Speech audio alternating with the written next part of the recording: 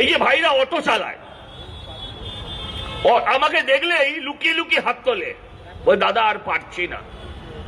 কি অবস্থা আছে ওদের ওপর বলুন? যদি আমি মিথ্যে বলি, একটা স্ট্যান্ড কোন একটা রাজনৈতিক দল কন্ট্রোল করে, যে একটা অটো আপনি এখানে ঢোকাবেন, একটা টয়াটোর দাম দিতে হবে এখানকার নেতাদের। ভুল বলে থাকলে যে কোনো লোক এসে দাঁড়িয়ে প্রতিবাদ করে যাবে।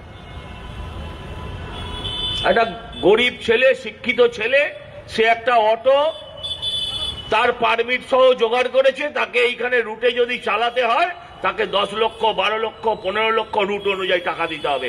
বাস রুট তুলে বরানগরে যারা অটো চালাচ্ছে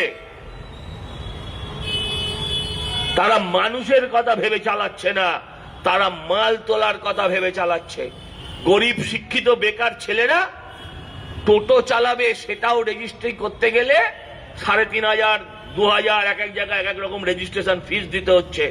তারপর স্ট্যান্ডে ঢুকতে গেলে সেখানকার তৃণমূলের নেতাদের আবার 1.5 লক্ষ, 2 লক্ষ, 3 লক্ষ টাকা করে দিয়ে তবে স্ট্যান্ডে ঢুকতে হচ্ছে। কোন জায়গায় যাবেন আপনারা বলুন তো?